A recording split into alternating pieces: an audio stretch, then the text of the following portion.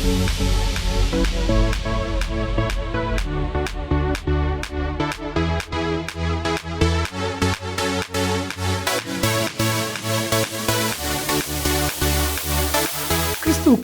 மிகவும் பிரியமானவர்களே, திருமறை தியானம் இந்த நிகழ்ச்சியை நமக்கு வழங்குகிற மதிப்பிற்குரிய டாக்டர் ரெவரண்ட் பால்ராஜ் அதிசயமணி ஐயா மும்பை பட்டணத்தில் மெத்தடிஸ்ட் திருச்சபையினுடைய போதகராய் பணியாற்றி இறைபணியை செய்தவர்கள். கடந்த 40 ஆண்டுகளாக இந்தியாவிலும் உலகத்தின் பல தேசங்களிலும் ஆண்டவருடைய அருள் வார்த்தையை வல்லமையாய் பிரசங்கித்து வருகிறார்கள். திருச்சபைகள், ஊழியர் நிறுவனங்கள், இன்னும் பல பகுதிகளிலே கர்த்தரால் வல்லமையாய் பயன்படுத்தப்பட்டு வருகிறார்கள். முழு வேதாமத்தை குறித்தான விளக்க உரையும் ஏறத்தாழ 125 புத்தகங்களும் கர்த்தர் அவர்களை கொண்டு எழுத வைத்திருக்கிறார். அவர்களுடைய எளிமையான பிரசங்கம், வல்லமை நிறைந்த கர்த்தருடைய வார்த்தை, ஆழமான கருத்துக்கள், வேதாகமத்தினுடைய ஆழமான விளக்க உரைகள் பலாயிரக்கணக்கான லட்சக்கணக்கான மக்களுக்கு மிகவும் பிரோஜனமாக, ரட்சிப்புக்கு ஏதுவாக கர்த்தர் அன்பு ஐயாவை பயன்படுத்தி வருகிறார். இப்பொழுதும் நமது கிராஸ் டிவியில் திருமறை தியானம் என்கிற நிகழ்ச்சியில் கர்த்தர் அவர்களை பயன்படுத்துகிறார். இந்த நிகழ்ச்சியை மற்றவர்களுக்கு சொல்லுங்க, நீங்களும் பாருங்க. கர்த்தர் அன்பு ஐயாவை வல்லமையாக எடுத்து பயன்படுத்துவார். ஆண்டவருடைய பிரசன்னத்தில் மீண்டுமாக உங்களுக்கு அணுகையில் அதிக மகிழ்ச்சி அடைகிறேன். இந்நாளிலும் உங்கள் மத்தியில் இருந்து உறவு கொள்ளவும், ஆண்டவருடைய வசனத்தை பகிர்ந்து கொள்ளவும் தருணம் கொடுத்த தெய்வத்தை துதிப்பதோடு உங்களுக்கு என்னுடைய நன்றியை நான் தெரிவித்துக் கொள்கிறேன். அப்போஸ்தலர் நடபடிகளிலிருந்து நாம் செய்திகளை படித்து தியானித்து வருகிறோம். இன்றைக்கு 21ஆம் அதிகாரத்திலே நாம் நுழைய இருக்கிறோம். அப்போஸ்தலனாகிய பரிசுத்த பவுலின் 3வது மிஷனரி பயணமும் ஆரம்பிக்க இருக்கிறது. பலவிதமான போராட்டங்களினூடாக ஆண்டவருடைய சுவிசேஷத்தை சொல்லி நல்ல ஒரு மிஷனரியாக வாழ்ந்து வந்தவன் பவுல் என்று சொன்னால் அந்த கூற்று மிகையாகாது. ஆனாலும் அவனுடைய வாழ்க்கையில் சில தடுக்கல்கள், சமரசங்கள், பாவங்கள் ஒட்டி கொண்டிருந்தன. தேவ சித்தத்துக்கு நேராக பூரணமாக தன்னை ஒப்பு கொடுத்து செல்லாமல் அங்கும் இங்கும் சறுக்கி விழுவதாக அவனை குறித்து பார்க்கிறோம். ஒரு சறுக்கலை இந்த நாளிலே நாம் சிந்திக்க இருக்கிறோம். பரிசுத்தவான்களின் பாவங்கள் என்று ஒரு பட்டியலை போட்டால் ஏராளமான பேர் அதில் வந்து சேர்வார்கள் என்று நம்புகிறேன். எபிரேயர் 11ஆம் அதிகாரத்தில் விசுவாச வீரர்களுடைய பட்டியலை பார்க்கிறோமே, அங்கேயும் காணப்படுகிற அநேக பாவங்களிலே விழுந்து எழும்பியவர்கள் என்று நாம் பார்க்கலாம். ஆதாம் ஆண்டவர் படைத்த படைப்பு நல்லது என்று கண்டார் என்று வேதத்தில் வாசிக்கிறோம். நல்ல ஒரு படைப்பாக, நல்ல ஒரு மனுஷனாக இருந்தவன் பாவம் செய்தான். ஏதேன் தோட்டத்தை விட்டு துரத்தி அடிக்கப்பட்டான் என்று சொல்லி வேதத்தில் வாசிக்கிறோம். லோத்து ஒரு நீதிமான் என்று வேதத்தில் அழைக்கப்படுகிறான். அவன் பாவம் செய்தான் என்று சொல்லி வேதத்தில் அவனை குறித்து நாம் பார்க்கிறோம். ஆபிரகாம் விசுவாசிகளின் தகப்பன், அப்பப்போ பொய் சொல்லி தன்னுடைய தலையை காத்துக்கொள்கிறவன் என்று அவனை குறித்து பார்க்கிறோம். நோவா தன்னை தீட்டுப்படுத்தி கொண்டான் என்று சொல்லி வேதம் கற்றுக் கொடுக்கிறது. ஈசாக்கு அவனும் அப்பனுக்கு பிள்ளை தப்பாமல் பிறந்தது போல அவனும் பொய்களை ஊதினான் என்று சொல்லி வேதத்தில் வாசிக்கிறோம். யாக்கோபு அர்த்தம் எத்தனாச்சே, என்னென்ன காரியங்களை அவன் செய்திருப்பான். ஆரோன் முதல் பிரதான ஆசாரியன், பொற்கன்று குட்டியை செய்து விக்கிரக வணக்கத்திற்கு நேராக ஜனங்களை வழி நடத்தினான் என்று சொல்லி வேதத்தில் வாசிக்கிறோம். கிதியோன் விக்கிரக ஆராதனைக்கு உட்பட்டான் என்று சொல்லி வேதத்தில் வாசிக்கிறோம். சிம்சோன் அவனுடைய வாழ்க்கை சீரழிந்தது, அடிக்கடி பாவங்கள் மேல் பாவங்கள் செய்து தன்னை அழித்து கொண்டான் என்று சொல்லி அவனை குறித்து பார்க்கிறோம்.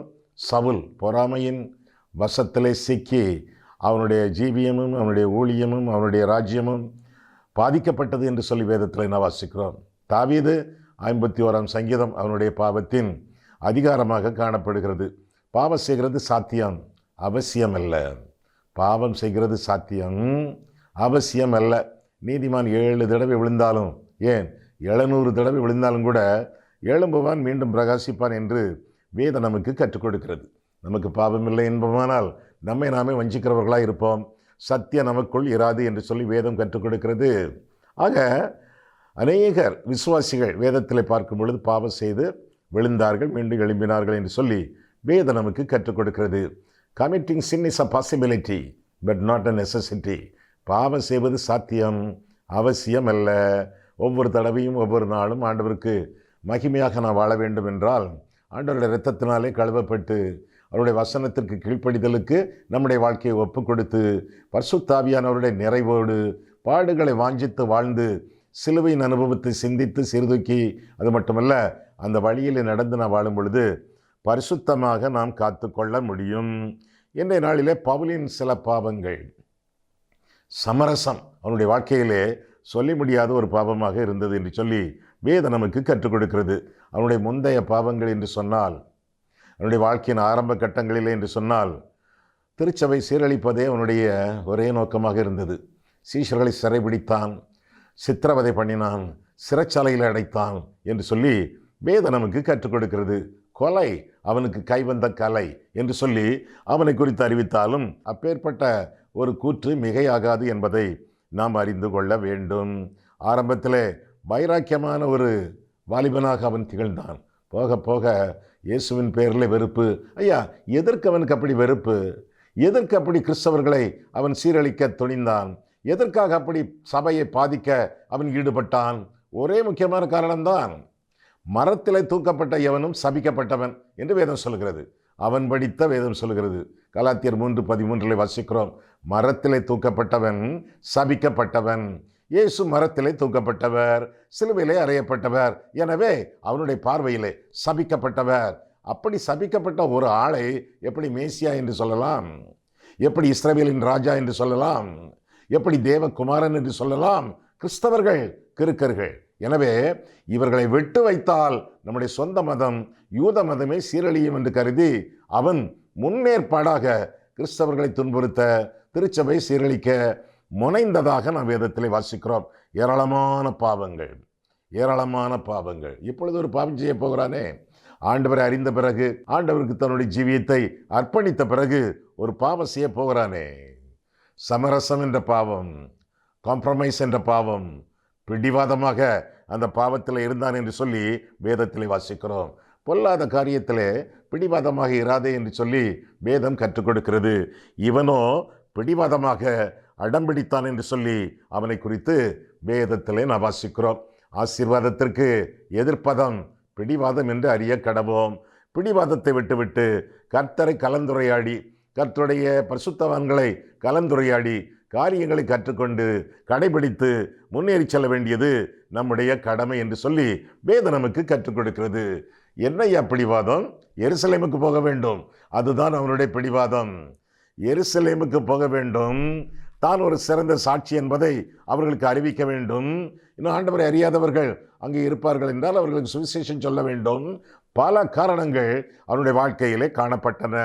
எருசலேமிலே ஆரம்ப நாட்களிலே அவன் விசுவாசியாக திகழ்ந்த நாட்களிலே என்னென்ன காரியங்கள் நடந்தன நாம் கற்றிருக்கிறோம். மீண்டும் ஒரு பார்வை. அப்போஸ்தலர் 9:23 அநேக நாள் சென்ற பின்பு யூதர்கள்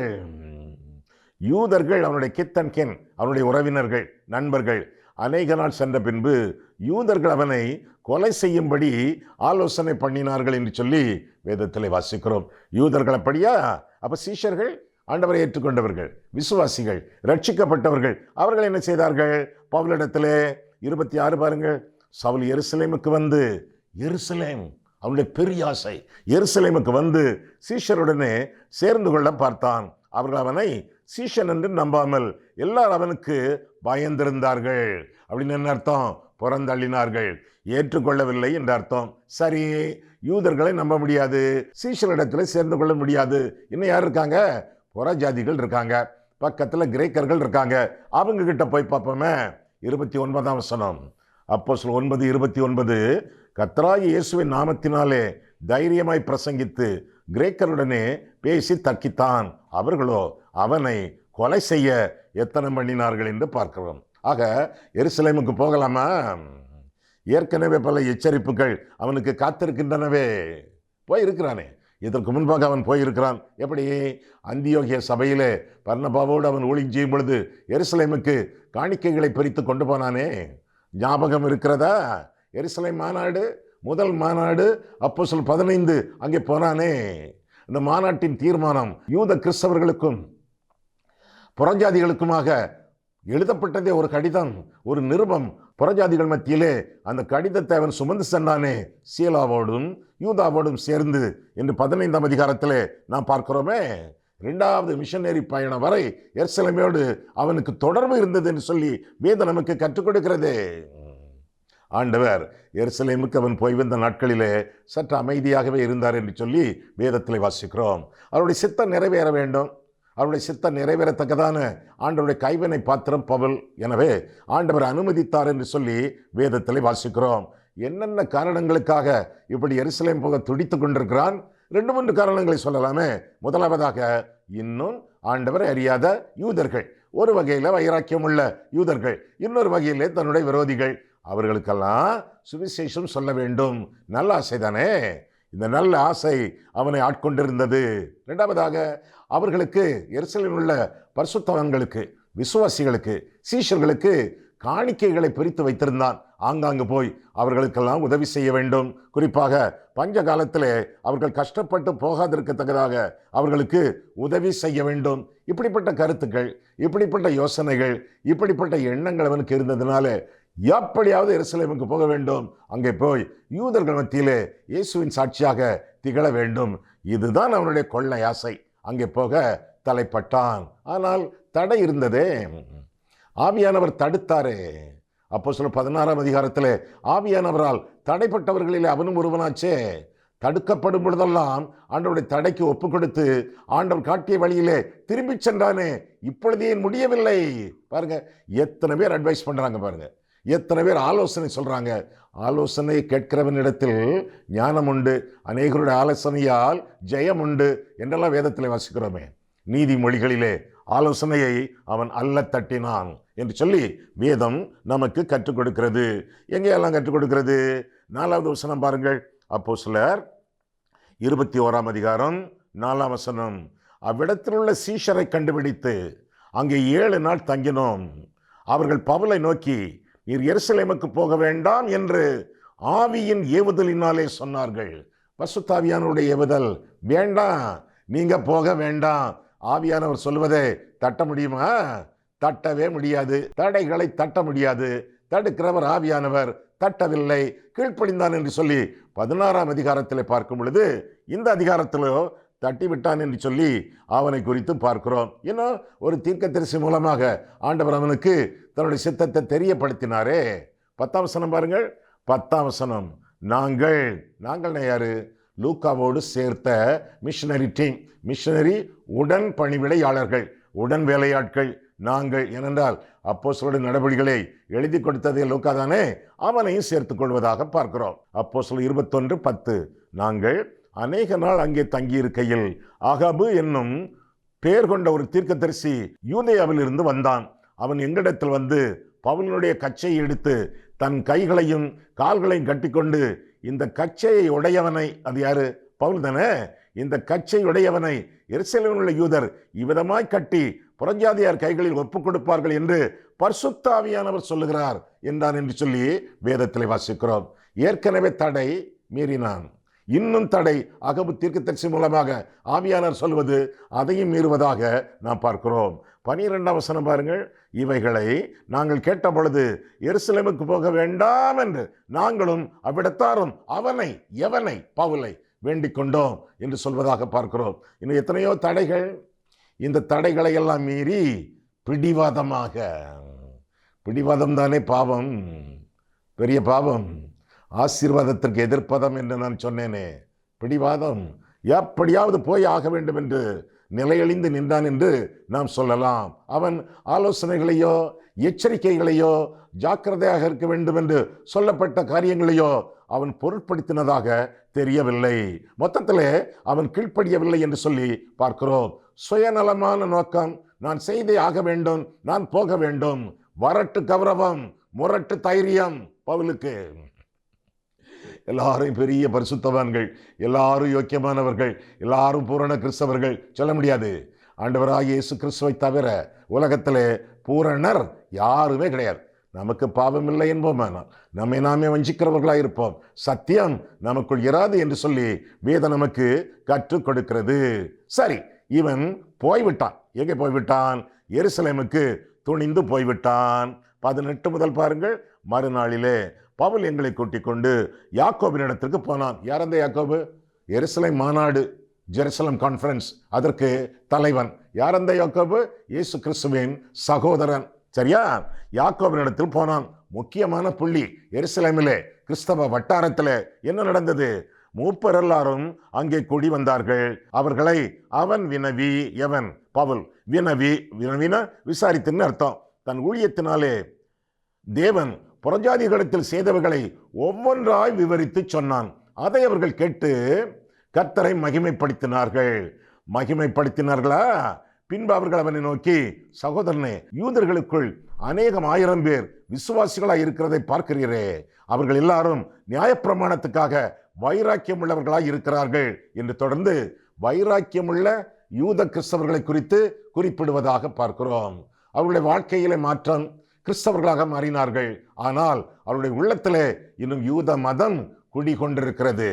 வைராக்கியம் உள்ளவர்களாக இருக்கிறார்கள். அவர்களுக்கு சுவிசேஷம் எப்படி முக்கியமோ அதுபோல அவர்களுக்கு நியாயப்பிரமாணமும் முக்கியம். அவர்களுக்கு கிருபை எப்படி முக்கியமோ அதுபோல விருத்த சேதனமும் முக்கியம். பாதி இங்கே பாதி அங்கே. 2 படகுல பிரயாணம் செய்யக்கூடிய ஒரு நிலைமை. ஆற்றில ஒரு கால், சேற்றில ஒரு கால். அப்படிப்பட்ட நிலைமை உள்ள சில யூதர்கள் அங்கே இருக்கிறார்கள், விரோதிகள் இருக்கிறார்கள். பவுல் என்ன செய்ய வேண்டும்? அதெல்லாம் சரிப்பட்டு வராது. அவங்களுக்கு ஆண்டவரை பற்றி சொல்ல வேண்டும். இதுதான் எருசலேம் மாநாட்டின் முடிவு. நிருபங்களை எல்லாம் நான் கொண்டு வந்து காட்டியிருக்கிறேன். அவர்களை வர சொல்லுங்கள், நான் அவர்களுக்கு பிரசங்கம் பண்ணுகிறேன். அவர்கள் தேவனுக்கு முன்பாக 100க்கு 100 பூரணமாக அவர்கள் திருந்தட்டும் என்று சொல்லி இருக்க வேண்டுமே. காம்ப்ரமைஸ் இங்கேதான் ஆரம்பிக்கிறது. காம்ப்ரமைஸ்னா சமரசம். அறியாமையோடும் பாவத்தோடும் ஒத்துப்போவது சமரசம். அது பவுலிடத்தில் காணப்பட்டதாக அவனை குறித்து வேதத்தில் இந்த பகுதியிலே வாசிக்கிறோம். அவர்கள் எல்லாரும் பவுலுடைய ஊழிய செய்திகளை கேட்ட பொழுது அவனை ஏற்றுக்கொண்டார்கள், செய்திகளை ஏற்றுக்கொண்டார்கள், சாட்சிகளை ஏற்றுக்கொண்டார்கள், தேவனை மகிமைப்படுத்தினார்கள். ஆனால் வித்தியாசமான ஒரு ஆலோசனையை சொல்லிக் கொடுத்தார்களே. இயேசுவானவருடைய சகோதரனாகிய யாக்கோபோடு சேர்ந்து, எப்படி நீர் யூதனாக இருந்தீரே, வைராக்கியமுள்ள யூதனாக, பிறகு கிறிஸ்தவனாக மாறினீரே, இப்போ மீண்டும் யூதனாக நீர் மாறும். என்ன அட்வைஸ்?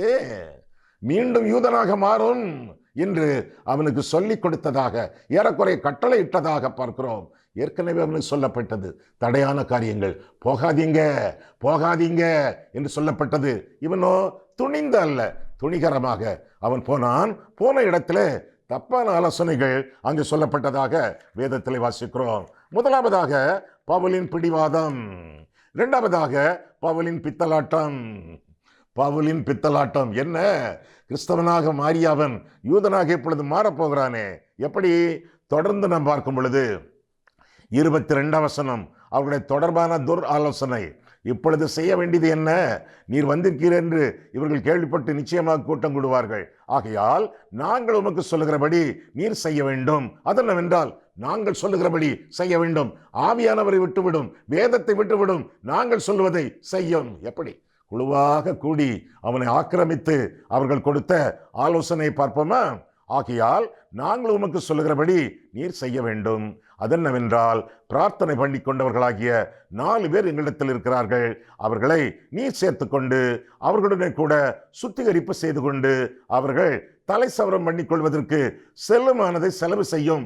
பணம் வச்சிருக்கிறீர, நிறைய பணம் பிரிச்சுட்டு வந்திருக்கிறீர, அந்த பணத்தை செலவு செய்யும். அப்படி செய்தால் உண்மை குறித்து கேள்விப்பட்ட காரியங்கள் அபத்தம் என்றும் நீரும் நியாயப்பிரமாணத்தை கொண்டு நடக்கிறவர் என்றும் எல்லாரும் அறிந்து கொள்வார்கள்.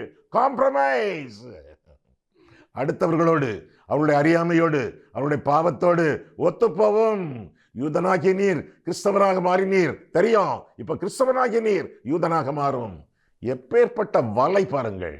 அதிலே பவுல் சிக்கிக் கொள்வதாக பார்க்கிறோம். 25 விசுவாசிகளான புறஜாதியார் இப்படிப்பட்டவர்களை கை கொள்ளாமல் விக்கிரங்களுக்கு படைத்ததற்கும் இரத்தத்திற்கும் நெருங்குண்டு செத்ததற்கும் வேசித்தனத்துக்கு விலகி இருக்க வேண்டும் என்று நாங்கள் தீர்மானம் பண்ணி அவர்களுக்கு எழுதி அனுப்பினோமே என்றார்கள். அப்பொழுது பவுல் அந்த மனுஷரை சேர்த்து கொண்டு மறுநாளிலே அவர்களுடன் கூட தானும் சுத்திகரிப்பு செய்து கொண்டு, யூதனாக மாறிவிட்டானே, தானும் சுத்திகரிப்பு செய்து கொண்டு தேவாலயத்தில் பிரவேசித்து அவர்களில் ஒவ்வொருவனுக்காகவும் வேண்டிய பலி செலுத்தி தீர்மளவும் சுத்திகரிப்பு நாட்களை நிறைவேற்றுவேன் என்று அறிவித்தான். எத்தனை நாட்கள்? 7 நாட்கள். அடுத்த வசனம் 27. அந்த 7 நாட்களும் நிறைவேறி வருகையில் ஆசியா நாட்டிலிருந்து வந்த யூதர்கள் அவனை தேவாலயத்தில் கண்டு, அவனை மட்டுமா, இந்த புறஜாதிகள் வந்திருந்தாங்களே அவர்களையும் கண்டு ஜனங்கள் எல்லாரையும் எடுத்து விட்டு அவன் மேல் கை போட்டு, இஸ்ரவேலரே உதவி செய்யுங்கள், நம்முடைய ஜனத்திற்கும் வேத பிரமாணத்திற்கும் இந்த ஸ்தலத்திற்கும் விரோதமாக எங்கும் எல்லாருக்கும் போதித்து வருகிறவன் இவன்தான், இந்த பவுல் தான். இந்த தேவாலயத்திற்குள்ளே கிரேக்கரையும் கூட்டிக் கொண்டு வந்து இந்த பரிசுத்த ஸ்தலத்தை தீட்டுப்படுத்தினான் என்று சத்தமிட்டார்கள் என்று சொல்லி வேதத்தில் வாசிக்கிறோம். பிரச்சனை வந்துட்டேன், பிரச்சனை வந்தது, அவனுடைய பித்தலாட்டத்திற்கு எதிராக பிரச்சனை வந்தது என்று சொல்லி வேதத்தில் வாசிக்கிறோம். தப்பான ஆலோசனை கேட்டு அதற்கு கீழ்ப்படிந்து இந்த பழைய குருடி கதவை திரடி என்று பழமொழி சொல்கிறார்களே, அதுபோல யூத முறைமையின்படி வாழ தன்னை ஒப்பு கொடுத்ததினாலே பிரச்சனைகள் வந்தன. தேவனை கலந்துரையாடவில்லை, அவருடைய வசனத்திற்கு கீழ்ப்படியவில்லை, அவருடைய தடைகளை பொருட்படுத்தவில்லை. மாநாட்டில் இருந்து வந்தவன் இந்த கடிதத்தை அவன் மதிக்கவில்லை. அகபு தீர்க்கதரிசி அவன் சொன்னதை நம்பவில்லை. எல்லாவற்றை விட்டுவிட்டு அடுத்தவர்களும் பாவம் செய்யத்தக்கதாக தன்னை பாவத்திற்கு ஒப்பு கொடுத்து நியாயப்பிரமாணத்துக்கும் மற்ற சுத்திகரிப்பின் முறைமைகளுக்கும் ஒப்பு கொடுத்து பாவம் செய்தான் என்று பார்க்கிறோம். பிரார்த்தனை செய்தான், சுத்திகரித்தான், தலை சவரம் பண்ணினான், செலவு செய்தான். ஆமா, பவுல் இப்படி காம்ப்ரமைஸ் பண்ணினானே, சமரசம் செய்தானே. நம்மெல்லாம் எப்படி சமரசம் செய்து வாழ்கிறோமா? நியாயமாக இந்த உலகத்தில் ஜீவிக்கிறோமா? உள்ளதை உள்ளதென்று பேசுகிறோமா? கர்த்தர் சொன்னதை, ஆண்டவர் கட்டளையிட்டதை நாம் கீழ்ப்படிந்து நிறைவேற்றுகிறோமா? அல்லது நம்முடைய சொந்த இஷ்டப்படி, சொந்த சித்தப்படி, அல்லது நல்ல ஊழியர்கள் அல்லது கள்ள ஊழியர்கள் சொல்லுவதையெல்லாம் கேட்டு ஆண்டவருடைய வசனத்துக்கு புறமான காரியங்களிலே ஈடுபடுகிறோமா? காம்ப்ரமைஸ் வேண்டவே வேண்டாம். சமரசம் என்பது பாவமாகும். கர்த்தர் விதித்த கட்டளைகள், ஆவியானவர் மூலமாக சொல்லப்பட்டவைகள், வேதத்தின் வசனங்கள், அவற்றிற்கு கீழ்ப்படிந்து வாழ வேண்டியது நம்முடைய கடமை. இல்ல பிரச்சனைகள். முதலாவதாக பிடிவாதம், இரண்டாவதாக பித்தலாட்டம், மூன்றாவதாக பிரச்சனைகள். 27ஆம் வசனம் முதலாக நான் வாசிக்கும் பொழுது பிரச்சனைகள் என்று சொல்லி அந்த பகுதியிலே நான் வாசிக்கிறோம். அப்போஸ்தலர் 21:29 முதல், எபேசியனாகிய துரோப்பிமு என்பவன் முன்னே நகரத்தில் பவுலுடனே கூட இருக்கிறதை கண்டிருந்தபடியால் பவுல் அவனை தேவாலயத்தில் கூட்டிக் கொண்டு வந்திருப்பான் என்று நினைத்தார்கள். அப்பொழுது நகரம் முழுவதும் கலக்கமுற்றது. ஜனங்கள் கூட்டமாய் ஓடி வந்து பவுலை பிடித்து அவனை தேவாலயத்திற்கு புறம்பே இழுத்து கொண்டு போனார்கள். உடனே கதவுகள் பூட்டப்பட்டதே. அந்த காலத்தில் யூதருடைய தேவாலயத்திலே சுவரில் எழுதிப்பட்டிருப்பார்கள், புறஜாதிகள் உள்ளே வந்தால் கொலை செய்யப்படுவார்கள். அதையெல்லாம் மீறி புறஜாதிகளை, 4 கிரேக்கர்களை உள்ளே கூட்டிட்டு வந்து அவன் பாவம் செய்ததாக, தேவாலயத்தை கரைபிடித்ததாக அவர்கள் கண்டுபிடித்து பிரச்சனைகளை அவர்கள் உருவாக்கினார்கள் என்று சொல்லி வேதத்திலே வாசிக்கிறோம். புறஜாதிகளுக்கும் யூதர்களுக்கும் தனி சுவர் இருந்தது. அந்த சுவற்றை கடந்து தேவாலயத்திற்குள்ளே வர முடியாது. அது அவருடைய சட்டம், அது அவருடைய சரித்திரம். இதெல்லாம் பவுலும் அவனை சேர்ந்தவர்களும் மீறி தீட்டுப்படுத்தினார்கள். விரோதிகள் இதை கண்டுபிடித்தார்கள், அவன் மேல் கை போட்டார்கள், புறம்பாக்கினார்கள், தேவாலயத்தின் கதவுகளுக்கு பூட்டு போட்டார்கள், அடித்தார்கள், சங்கிலிகளினால் பிணைத்தார்கள், கொலை செய்ய எத்தனித்தார்கள், அவனை தூக்கி கொண்டு போனார்கள் என்று சொல்லி நாம் காண்கிறோம். 36ஆம் வசனம், இவன் அகற்றும் என்று உக்கிரமாய் கூப்பிட்டபடியினாலே போர்ச்சேவகர் அவனை தூக்கி கொண்டு போக வேண்டியதாக இருந்தது என்று சொல்லி வாசிக்கிறோம். இத்தனை காரியங்கள், இத்தனை பிரச்சனைகள் அவனை சூழ்ந்திருந்ததாக வேதத்திலே அவனை குறித்து நாம் பார்க்கிறோம். பாவம் செய்யும் பொழுது, பித்தலாட்டங்கள் பண்ணும் பொழுது, தேவனுக்கு கீழ்ப்படியாத பொழுது, ஆண்டோடைய ஆலோசனைகளை அவமதிக்கும் பொழுது, சமரசம் பண்ணும் பொழுது, காம்ப்ரமைஸ் பண்ணி வாழும் பொழுது ஆசீர்வாதம் இருக்காது. அதில் பிரச்சனைகள் தான் இருக்கும் என்று சொல்லி பவுலின் இந்த காலகட்டத்திலே நாம் காண்கிறோம். ஆக முதலாவதாக பிடிவாதம், இரண்டாவதாக பித்தலாட்டம், மூன்றாவதாக பிரச்சனைகள், நான்காவதாக என்ன நடந்துச்சு? பவுலுக்கு தொலைச்சு கட்டிட்டாங்களோ, அடிச்சு அப்படியே கொன்னுட்டாங்களோ, ஜெயிலில் தூக்கி போட்டுட்டாங்களோ, என்ன நடந்துச்சு? 37ஆம் வசனம் முதல் பார்க்கும் பொழுது பாதுகாப்பு, தெய்வீக பாதுகாப்பு அவனுக்கு கிடைத்தது என்று சொல்லி பார்க்கிறோம். தேவன் இதையெல்லாம் பார்த்து கொண்டிருக்கிறாரே, இந்த பாடுகளை எல்லாம், பிரச்சனைகள் எல்லாம் பாவத்தினால் வந்ததென்றாலும் ஆண்டவர் தம்முடைய பிள்ளைகளை பார்த்து கொண்டிருக்கிறாரே, பாதுகாப்பு அளிப்பாரே. 7 கண்கள் உள்ள ஆண்டவர் இவற்றையெல்லாம் பார்த்து கொண்டு, your problem is my project, உன்னுடைய பிரச்சனை நான் செயலாற்றும் திட்டம் என்று சொல்லி பார்த்து கொண்டிருக்கிறாரே. 37 முதல் அவர்கள் பவுலை கோட்டைக்குள்ளே கொண்டு போகிற சமயத்தில் அவன் சேனாபதியை நோக்கி, நான் உம்முடனே ஒரு வார்த்தை பேசலாமா என்றான். அதற்கு அவன், உனக்கு கிரேக்கு பாஷை தெரியுமா? நீ இந்த நாட்களுக்கு முன்னே கலகம் உண்டாக்கி 4000 கொலைபாதகரை மனாந்தரத்திற்கு கொண்டு போன எகிப்தியன் அல்லவா என்றான். மிஸ் அண்டர்ஸ்டாண்டிங், தவறான செய்தி அவன் கேள்விப்பட்டிருக்கிறான். அதற்கு பவுல் 39, அதற்கு பவுல், நான் சிலிசியா நாட்டில் உள்ள கீர்த்தி பெற்ற தர்சு பட்டணத்து யூதன், ஜனங்களுடனே பேசும்படி எனக்கு உத்தரவாக வேண்டும் என்று உம்மை வேண்டிக் கொள்கிறேன் என்றான். உத்தரவான போது பவுல் படிகளின் மேல் நின்று ஜனங்களை பார்த்து கையமர்த்தினான். மிகுந்த அமைதல் உண்டாயிற்று. அப்பொழுது அவன் எபிரேய பாஷையிலே பேசத் தொடங்கினான் என்று வாசிக்கிறோம். பாதுகாப்பு கிடைத்ததே, பாதுகாப்பு அவனுக்கு கிடைத்தது. அங்கே சேனாபதியின் கருணை அவனுக்கு கிடைத்தது. லீசியா என்பவனுடைய கருணை கிடைத்தது. 2 நூற்றுக்கு அதிபதிகள் அவன் பக்கத்தில் நின்றார்கள். 200 சேவகர்கள் அவனை பாதுகாத்தார்கள் என்றெல்லாம் தொடர்ந்து பார்க்கிறோம். அடுத்த அதிகாரத்திலும் பார்க்கிறோம். சேனாபதியின் சந்தேகம் தீர்ந்தது. நான் எகிப்தியன் அல்ல என்று சொல்லி தன்னை யூதன் என்று அறிமுகப்படுத்துவதாக நாம் வேதத்திலே வாசிக்கிறோம். கர்த்தர் என்ன சொன்னார்? அவனிடத்திலே, உங்களிடத்திலே, என்னிடத்திலே, நான் உன்னை விட்டு விலகுவதும் இல்லை, நான் உன்னை கைவிடுவதும் இல்லை என்று சொன்னாரே. அப்பேற்பட்ட ஆண்டவரிடத்திலே பவுல் என்ன சொல்லி இருக்க வேண்டும்? ஆண்டவரே, நானும் உம்மை விட்டு விலக மாட்டேன், நானும் உம்மை கைவிட மாட்டேன், உம்முடைய ஆலோசனைக்கு கீழ்ப்படிந்து அர்ப்பணித்து என்னுடைய வாழ்க்கையை அர்ப்பணித்து உமக்கு மகிமையாக வாழ்வேன் என்று சொல்லி இருக்க வேண்டும். நாம் சொல்லலாமே, பவுல் சொல்லாததை நாம் சொல்லலாமே. என்ன சொல்லலாம்? ஆண்டவரே, உமக்காக வாழ்வேன், ஆண்டவரே, நானும் உம்மை விட்டு விலக மாட்டேன். யோனா ஓடி போனானே உம்மை விட்டு விலகி, நான் உம்மை விட்டு விலக மாட்டேன். பேதுரு உம்மை மறுதலித்து உம்மை கைவிட்டானே, நானும் உம்மை கைவிட மாட்டேன் ஆண்டவரே, நானும் உம்மை விட்டு விலக மாட்டேன், நானும் உம்மை கைவிட மாட்டேன் என்று சொல்லி ஆண்டோட சமூகத்திலே நம்முடைய வாழ்க்கையை ஒப்பு கொடுப்பது நல்லது. அப்படி ஒப்பு கொடுக்கும் பொழுது நமக்கு திவ்ய பாதுகாப்பு கிடைக்கும் என்று சொல்லி, தேவனுடைய பாதுகாப்பு கிடைக்கும் என்று சொல்லி அறிந்து கொள்ள வேண்டும். ஒரு சில வசனங்களை வாசித்து முடிப்போமா? நீதிமொழிகள் 3ஆம் அதிகாரம். உங்களுக்கு தெரிந்த வசனம், நீங்கள் மனப்பாடம் பண்ண வேண்டிய வசனம். பிரச்சனையான சூழ்நிலையிலே, இக்கட்டான வேளைகளிலே, இடுக்கண்கள் நிறைந்த சம்பவத்திலே இந்த வசனங்கள் மனப்பாடமாக இருக்கும் பொழுது, அந்த சம்பவ சூழ்நிலைகளிலே இந்த வசனம் உங்கள் நெஞ்சில் இருந்து வெளியே வந்து எட்டி பார்க்கும். ஆண்டவர் உங்களுடைய விசுவாசத்தின் அடிப்படையிலே உங்களுக்கு உதவி செய்வார். என்ன வசனங்கள்? நீதிமொழிகள் 3ஆம் அதிகாரம் 5, 6. உன் சுய புத்தியின் மேல் சாயாமல், சாய்ந்தானே பவுல், சொந்த புத்தி, பிடிவாதம். உன் சுய புத்தியின் மேல் சாயாமல் உன் முழு இருதயத்தோடும் கர்த்தரில் நம்பிக்கையாயிருந்து, கர்த்தரில் நம்பிக்கையாயிரு.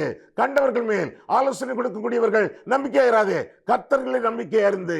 6ஆம் வசனம், உன் வழிகளில் எல்லாம் அவரை நினைத்துக்கொள். எந்த ஊரில் இருந்தாலும், எந்த நாட்டில் இருந்தாலும், ரோமாபுரியா, எபேசுவா, எருசலேமா, எங்கே இருந்தாலும் உன் வழிகளில் எல்லாம் அவரை நினைத்துக்கொள்.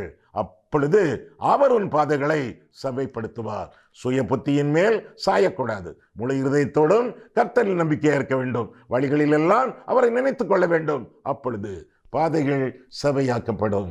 நம்முடைய வாழ்க்கையில கூட இந்த வசனங்களின் அடிப்படையிலே வாழ வேண்டியது நம்முடைய கடமை. கண்களை மூடுவோம், கர்த்தரை பார்ப்போம். அன்புள்ள ஆண்டவரே, உம்முடைய வசனங்களை ஆராயவும், எங்கள் வாழ்க்கையை ஆராயவும் உம்முடைய சந்நிதியிலே எங்களை வழிநடத்தினீர். அதற்காக நன்றி செலுத்துகிறோம் சுவாமி. பவுலுடைய வாழ்க்கையில் காணப்பட்ட பாவத்தை குறித்து நாங்கள் சிந்தித்தோம். பரிகாரியாகிய கர்த்தர், பாதுகாக்கும் கர்த்தர், அந்த பாவத்தை மன்னித்தவனுக்கு பரிகாரம் கொடுத்து அவனை பாதுகாத்து வழி நடத்தினீர். எங்களுடைய வாழ்க்கையில் கூட நாங்கள் உம்மை விட்டு விலகாமலும், உம்மை கைவிடாமலும், உம்மையை பற்றி பிடித்து வாழத்தக்கதாக நீர் எங்களை ஆசீர்வதியும். எங்கள் சுய புத்தியின் மேல் நாங்கள் சாயாமல் முழு இருதயத்தோடும் கர்த்தரில் நம்பிக்கையாக இருந்து எங்களுடைய வழிகள் எல்லாவற்றிலும் உம்மை நினைத்து கொண்டு எங்களுடைய பாதைகளெல்லாம் உம்மால் செம்மையாய் செய்யப்படத்தக்கதாக உம்முடைய சமூகத்திலே நாங்கள் அமர்ந்திருந்து கற்றுக்கொள்ள ஆண்டவர் கிருபை செய்யும். இயேசு கிறிஸ்துவின் நாமத்தில் ஜெபிக்கிறோம் பிதாவே, ஆமென்.